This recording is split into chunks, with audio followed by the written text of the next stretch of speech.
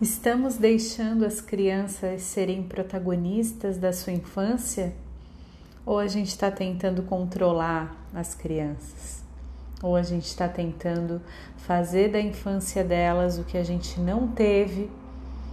A gente está sonhando por elas? A gente está querendo que elas sejam o que a gente não foi? O que a gente está fazendo com a infância das nossas crianças? A gente confia no potencial delas? A gente está lendo o livro Educar Sem Pirar, da Nanda Perin, e a gente está chegando nessa parte aqui do livro que eu acho bem interessante e eu espero que ajude alguém que está aí do outro lado, educando o filho, educando as crianças na escola, tá? Eu tô aqui com a minha gatinha, gente. Olha aqui. A qualquer momento a minha filha pode acordar, então assim, pode ser que eu tenha que sair ou que eu tenha que pausar, ok? Então vamos lá, vamos aproveitar aqui o intervalinho. Olha só o que fala no livro. Crianças precisam ser protagonistas de suas infâncias e não coadjuvantes. Oi, Jaque, boa noite. A educação tradicional acredita que crianças são seres com personalidades em branco e que sem o adulto não vão aprender nada. Vão crescer demais e se tornar crianças tiranas, crianças mandonas, crianças manipuladoras. Então, o adulto se torna a peça principal, liderando a criança por toda a sua infância.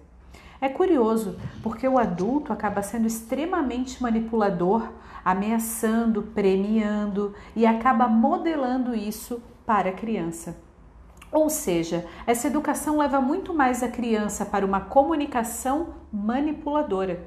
Essa visão acredita que é o adulto que deve ditar e ensinar tudo para a criança e dele depende cada etapa.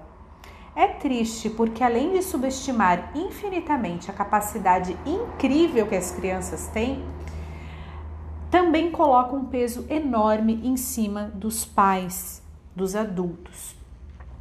Se a criança ainda não senta, não engatinha, se não anda, se não desfraldou, se não lê, se não escreve, tudo se torna culpa desses pais preguiçosos, como se dependesse apenas do adulto o desenvolvimento infantil.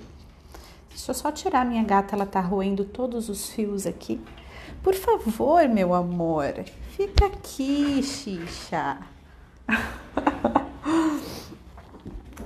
Dessa mesma maneira, o adulto se coloca nesse lugar ensinando a criança a buscar por ele. Tá sempre precisando de um adulto. Vou dar um exemplo já mencionado antes. O adulto que bate palmas para tudo que a criança faz. A criança que estava brincando concentrada, empolgada de estar conseguindo encaixar blocos, agora busca mostrar para o adulto as suas conquistas e receber palmas. Eu anotei aqui no ladinho do livro, que eu gosto de escrever bastante, sobre a questão também da gente estar gravando, sabe? Quando a gente grava para mostrar aqui nas redes sociais e a criança percebe que a gente está gravando, é quase a mesma coisa que palmas. Eu tento aqui, quem me acompanha sabe, eu mostro muitas coisas da Isis, mas se ela se toca que eu tô filmando, se ela percebe, não é legal, assim, não imagina alguém fazer isso com a gente, sabe? Eu fico sempre nessa linha, eu queria tanto ensinar, eu queria tanto mostrar, eu queria tanto passar para as pessoas esses aprendizados todos que eu tô aprendendo com ela, e daí eu fico, e aí ela tá vendo? A gente fica nessa dualidade, né? Temos que tomar cuidado. Depois temos esse mesmo adulto precisando fazer alguma coisa, mas a criança está atrás dele porque agora depende do adulto para se motivar. Antes, conseguir era motivação suficiente, mas agora ele aprendeu a buscar as palmas, a buscar filmar, a buscar mostrar. O adulto diz, nossa, minha criança é muito carente, não consegue ficar sem mim um segundo. Quando, na verdade, essa necessidade foi ensinada para a criança, quando o adulto se colocou como a coisa mais importante nos seus momentos de autonomia. Olha o exemplo que ela dá no livro. Uma seguidora estava extremamente insatisfeita por sua criança não brincar sozinha. Depois dessa explicação, ela me disse: poxa, mas tenho tanta peninha quando eu vejo ele ali no canto brincando sozinho. Aí eu vou lá e dou uma atençãozinha para ele. Eu expliquei que a criança concentrada está ocupada mesmo e isso é muito bom para ela. Se essa criança tem seus momentos de atenção e conexão com seus pais, se ela se sente amada, se ela se sente segura, se ela se sente protegida e cuidada, esses momentos são dela com ela mesma. O risco de sentir o gatilho do abandono não está na criança brincar sozinha num canto, mas todo o resto do dia, da filosofia da educação que recebe, das palavras que ouve dos seus pais e da rotina que a criança leva. A mãe, então, identificou uma dor de sua criança interior. Ela disse: fico com dó porque eu me sentia muito sozinha quando criança.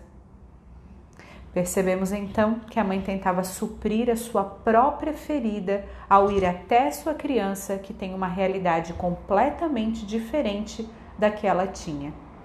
Diferenciando isso, ela percebeu, então, que a necessidade não era da criança, era dela, da mãe. E que, portanto, precisava cuidar da sua criança interior para não tornar seu filho uma criança sem autonomia.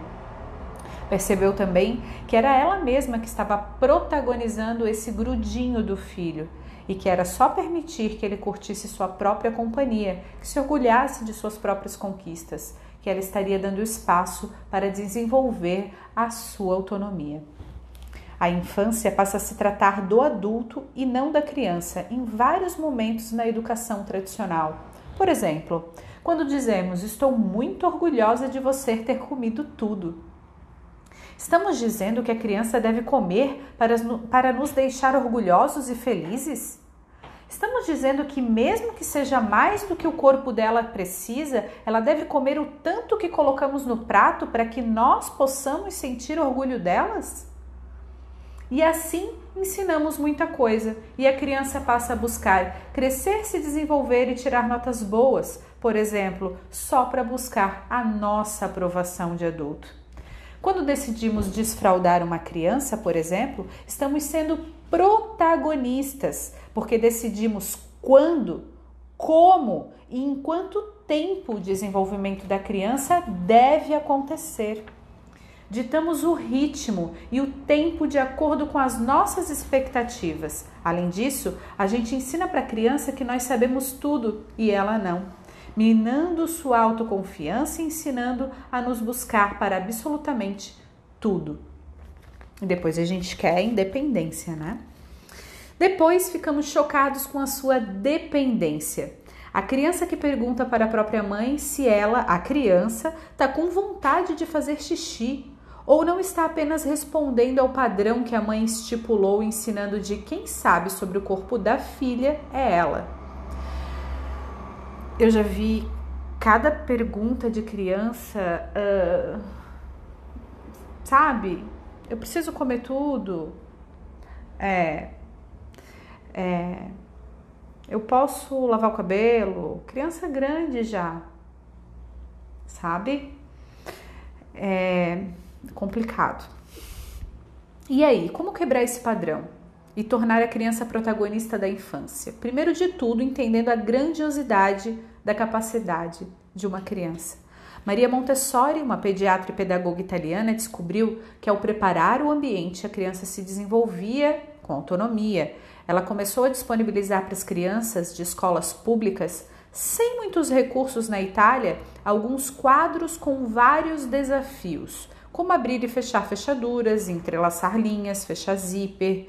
Fez vários níveis de dificuldade e descobriu que as crianças se concentravam nesses quadros e insistiam neles até conseguir cada uma das atividades. Depois de repetir o mesmo quadro várias vezes, elas buscavam outro e assim aumentavam seu grau de complexidade e desenvolvimento. Ela também percebeu que disponibilizar letras do alfabeto, as crianças se alfabetizavam com facilidade e pasmem, sozinhas, interessadas em crescer e se desenvolver, curiosas com cada nova informação. Quando subestimamos as crianças, não preparamos o ambiente para o seu desenvolvimento e assim passamos a achar que elas dependem de nós, adultos, para tudo. Na minha casa eu vivi isso quando eu estava exausta de tanto levar água, banana, colocar roupas neles, tudo que eu precisava fazer ficava cansativo demais. Depois de estudar a história da Montessori e suas descobertas, coloquei um filtro de água na altura dos meninos e seus copos, uma fruteira na altura deles com bananas, suas roupas em gavetas que conseguiriam alcançar. É impressionante quando paramos de subestimar, de achar que tudo depende de nós e passamos a preparar o ambiente, damos oportunidade da criança desenvolver uma das coisas mais importantes da infância, o senso de responsabilidade e capacidade. Outra descoberta foi saber da importância da criança aprender a se comunicar com o seu próprio corpo. Crianças se desenvolvem, elas têm esse interesse. Já percebeu que a criança faz aniversário e já fala qual idade fará no ano seguinte? Ela tem orgulho de crescer, portanto, basta que a gente dê oportunidade que ela vai buscar isso. Caso ela não esteja buscando, pode analisar, porque tem alguma demanda pendente atrapalhando que ela siga para suas próximas etapas. Muito podar, muito não pode, muito criticar o erro, né? Ou seja, em vez de ensinar que é você que sabe, que é você quem dita, permita que a criança fale do ritmo dela, que demonstre a você como funciona seu próprio corpo, que aprenda a interpretá-lo como nós adultos ainda estamos aprendendo. Meus filhos sentem satisfação ao se alimentar e param de comer, coisa que ainda estou aprendendo. Eles sabem diferenciar emoções como não tô bravo, tô só chateado, que eu acho incrível e aprendo com eles. Quando damos espaço, a criança aprende sobre si mesma, aprende a aprender, e isso é uma oportunidade que muitos de nós não tivemos. E tudo bem, agora temos. Basta entender que em vez de suprimir essa oportunidade da criança, que a gente aprenda com ela. Permita que ela seja protagonista da sua infância e devagar vá aprendendo e assumindo o seu próprio protagonismo. Eu acho essa parte do protagonismo é uma das partes assim que mais que eu acho mais importante assim de tudo. Quando eu tô dando treinamento para minha equipe de recreação, tô selecionando, tô recrutando novas pessoas para trabalhar comigo, que a demanda aumentou demais na área de eventos agora, né? Minha empresa praticamente quase que fechou, né? Durante essa situação que a gente viveu. E quando eu vou treinar as pessoas, é muito louco porque eu preciso treinar a minha equipe de recreação para trabalhar com as crianças praticamente do zero. A maioria das pessoas que chegam aqui não tem a experiência que a gente precisa, não tem esse manejo, então a gente ensina do zero. E eu tenho que ensinar para eles muito mais de como lidar com os adultos que estão no evento, dos pais que estão com as crianças, muito mais de como se relacionar com os adultos que se relacionam com as crianças do que com as próprias crianças em si.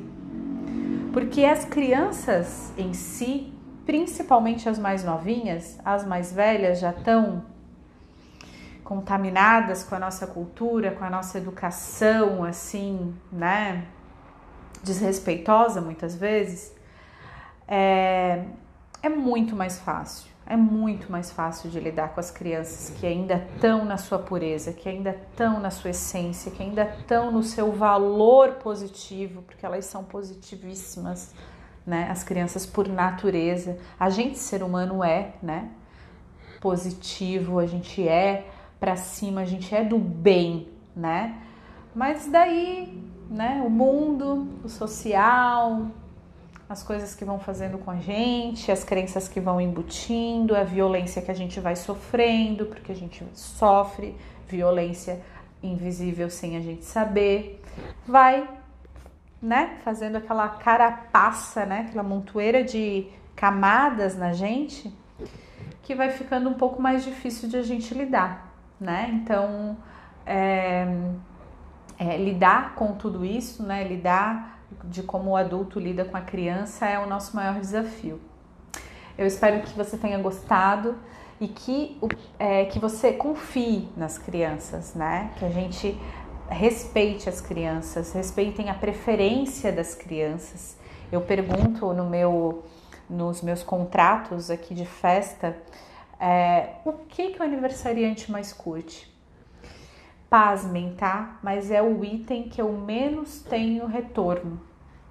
Eu não sei se é porque não sabem, se não se atém a esse detalhe, se não acham importante, mas eu ensino também os nossos recreadores a descobrir, né, o que o aniversariante gosta através de bate-papo, né? Através de feeling aí, através de aquela conversa imediata, olhar se ele levou algum material, alguma coisa. Então, as crianças são individuais, cada uma tem as suas próprias preferências, né? E a gente precisa aprender que, assim como nós temos as nossas individualidades, cada criança tem a sua também. Ela não precisa também gostar do que todo mundo gosta, né? Mas precisamos respeitar que cada um tem o seu gosto. Obrigada, Cássia, por estar aqui. Um beijo gigante e deu certo, ó, a Isis não acordou. Até o nosso próximo vídeo, tá? Todos os vídeos ficam na playlist do YouTube, desse livro, de outros livros e de outros assuntos também, tá bom? Beijo grande. Tchau.